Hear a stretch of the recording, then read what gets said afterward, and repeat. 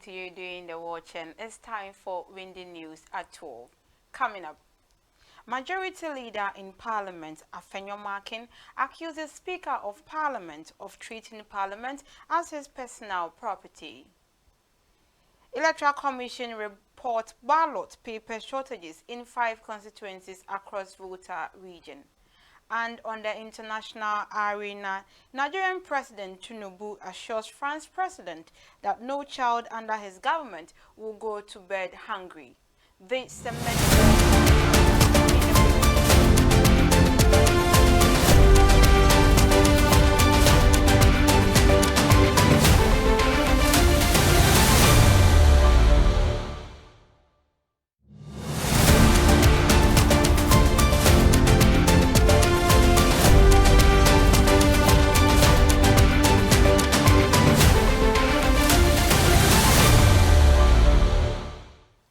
My name is Nana Ama Nyameke Bani. Now the news in detail. The University of Education Winneba Division of Operations and Transport Section in partnership with the Division of Human Resources is holding a 4-day driver training program for drivers in Winneba and Ajumako campuses at the Student Center Seminar Room 2. The training aims to prepare drivers for their responsibilities by educating them on the latest driving trends and providing them with the skills they need to do their job. Speaking at the program, Parkwisi Indum Damson Esquire from the Legal Counsel Service underscored the importance of taking precautionary measures and the legal aspect in driving. It was a presentation at the Legal Services Office, the respect of educating our drivers, especially on the legal aspects of their work. So we had to touch on the offenses created by law, especially LI 2180. We also spoke about the criminal aspects of their law, especially when it comes to Act 30 and what the law says. We had to go through some of the offenses such as dangerous driving, careless and inconsiderate driving, drinking, and that is taking alcohol and other drug whilst driving. So we already touched about, we had to educate them on some of the implications of their act and their conduct, especially what to do when a driver is arrested. So these are the things that we touched on. And we also spoke to the drivers about vicarious liability. As officers or servants of the university, whatever thoughts that they commit, the university is liable. So they should exercise due care in executing or discharging their duties. So basically, this is what discussed. The transport officer Elijah Otis Awuni highlighted the overall importance for the organizing the training and believes a better productivity by end of the program. The training is actually organized by my predecessor because annually we are actually supposed to have training for the drivers. It will help improve upon their skills even as they are behind the steering wheel. And so it's an annual thing that we are supposed to do. And so this particular year, from January till now, we've not been able to have or to hold any training session. And so, but it was part of our calendar. And so that's why we are having the training. It's actually a 4-day program in 2 groups. And that's what you actually see going on. It's very important because, laws change, the trends change, the rules change. And so once in a while, if you have knowledge today, it may not be knowledge that is relevant tomorrow. So we actually need to explore the kind of rules and regulations that are available and abreast ourselves of those so that we can actually be able to drive safely on the road. And then again, we talk about autonomous maintenance. That is, if you are a driver and you are behind the steering wheel, you shouldn't just be behind the steering wheel and that's it. But once in a while, if the vehicle has a problem, you should be able to carry out that simple maintenance that you need to do so that you don't need to go running looking for a fitter or a mechanic somewhere to come and fix it, something that you could do on your own. And so that aspect too. And then with the legal aspect, you've heard from our council. Yes. And so basically, that is the important, is that important, yes, so that we build ourselves in that regard. Away from the university stories, Speaker Alban Baben decisions to deny a request for an emergency recall of the House has disappointed Alexander Afenyo-Markin, the majority leader in Parliament. To address urgent issues, the majority leader and his caucus suggested November 28 and 29 as possible dates for the recall in a letter dated November 22, 2024. Speaker Baben insisted that parliamentary operations will be halted until after the general election on December 7th. Afenyo-Markin, who was upset over the deadlock, responded to the ruling by accusing the Speaker of using Parliament as his personal property. This is not a time to sleep. This is a time to explain issues to your people. This is a time to let people know the difference between MPP and NDC. I do not want to rely on his words. You remember we recall Parliament. Government did all that it had to do. We came in and he adjourned Parliament in a day. You remember that in June, without any provocation, we had government business to do. He said he had received a letter from Jubilee, and because of that he read a statement virtually insulting the president, and after that he gavelled and shut Parliament. I mean, you are in the media, you know all of this. So I don't want to talk about whether he would come European Parliament or not.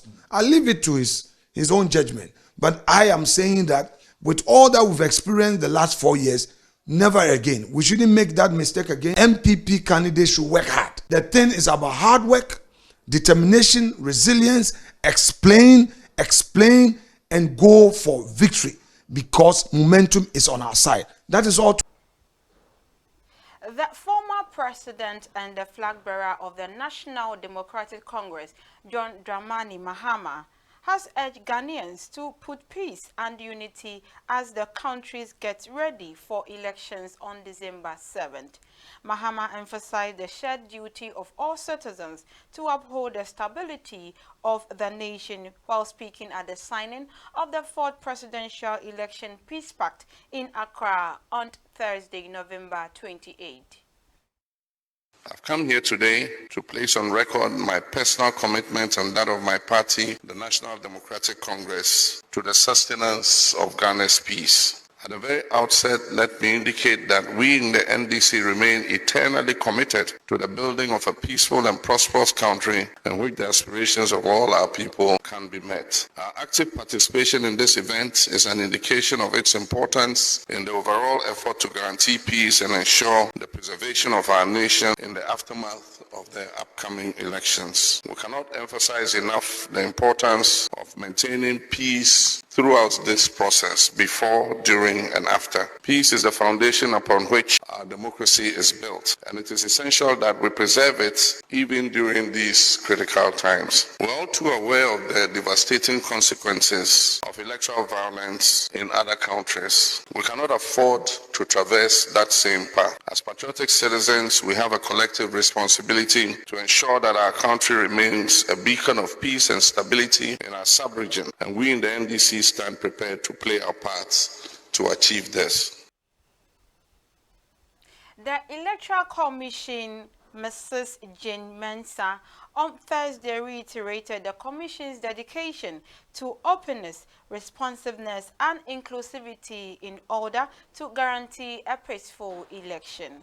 Mrs. Mensah highlighted the symbolic importance of the Peace Pact and called the historic signing of the agreement by the presidential contenders in 2024 elections at the Kempinski Hotel a turning point in Ghana's democratic history. The signing of the Peace Pact marks an important building block in our nation's development.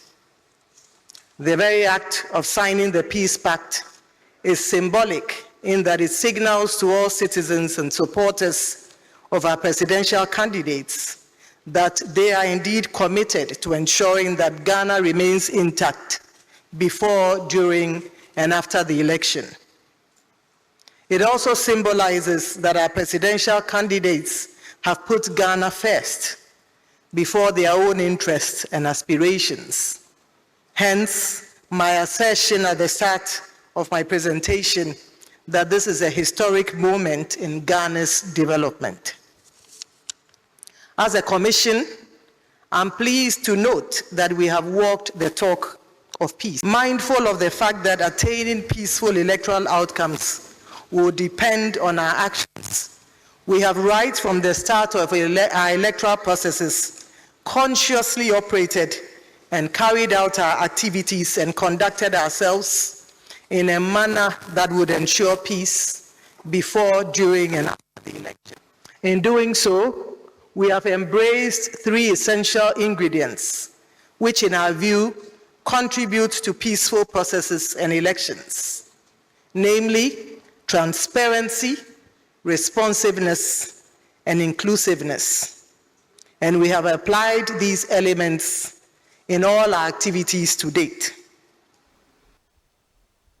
In a related development, the Electoral Commission has announced 5 seats in the Volta region lack ballot for the presidential and parliamentary elections. Keta, Ketu North, Ho Central, Hohoi, and Ho West are the constituencies that are impacted. The Commission claims to have taken prompt action to resolve the matter and intends to employ at commercial printing house to print more ballots. The EC laid out a strategy to close the gap in a formal letter addressed to the representatives of each presidential candidate. As the country gets closer to the December elections, Dr. Mohamed Ibn Chambers, the African Union High Representative for Silencing the Guns, has urged Ghanaians to maintain peace and transparency. He explicitly urged political parties to refrain from using violence, highlighting the importance of preserving Ghana's standing as an African democracy leader. Speaking on Thursday, November 28, at the signing of the 4th Presidential Election Peace Pact in Accra, Dr. Ibn Chambers emphasized the need of leading by example. He pointed out that the peaceful election would send a powerful message to the rest of the continent and strengthen Ghana's democratic credentials. He urged everyone to put the stability of the country above political power, particularly political leaders and their followers. Now, the Forestry Commission Chief Executive, John Alote, has said attempts to stop unlawful mining are working, especially in forest reserves. Speaking at the Ghana Institute of Foresters 27th Annual General Meeting in Kumasi, Mr. Alote stated that the military's presence and other government actions have reduced illegal mining and its negative effect in the environment. With a team mining in forest reserves in Ghana, new development and the way forward, the event offered a forum of talking about ways to deal with the problems caused by illicit mining in wooded areas. The start of the direct flight from London Gatwick Airport to Kumasi Prempeh, the first international airport, has been announced by the Ghana Airport Company Limited in collaboration with Ethiopian Airlines. The new service is scheduled to launch on December 3, 2024, according to a press release released on Thursday, November 28. In terms of improving connectivity between Ghana and the UK, it represents an important turning point. Now we go for a short commercial break. When we come back to the international arena.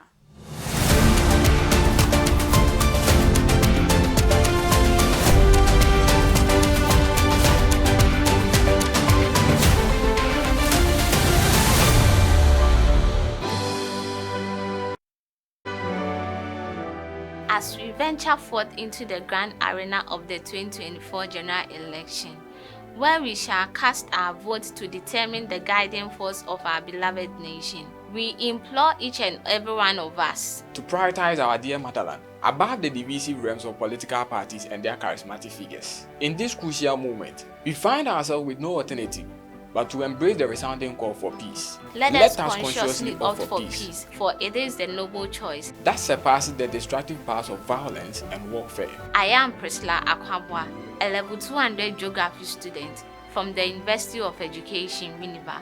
I stand for peace. My name is Emmanuel Atamenza, a level 300 geography student from the University of Education, Winneba. I consciously opt for peace.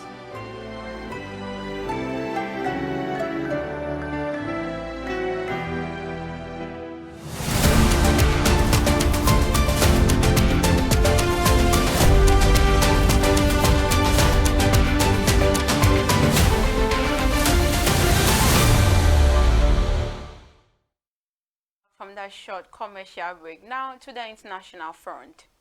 Nigerian President Bola Tinubu has reminded France President Emmanuel Macron yesterday at the renowned Palais de l'Élysée that no child should go to bed hungry in the 21st century and that a famished country will not care about ecology or weather. Nigeria's strong commitment to strengthening collaboration in vital areas like food security, energy, solid materials, education, and defense was also reaffirmed by President Tinubu during a high-profile meeting with President Macron. President Tinubu called on foreign investors to take advantage of Nigeria's hospitable business climate during a joint news conference highlighting the country's agricultural sector's enormous but mainly unrealized potentials. Before we end the news, a revisit of the stories that made headlines.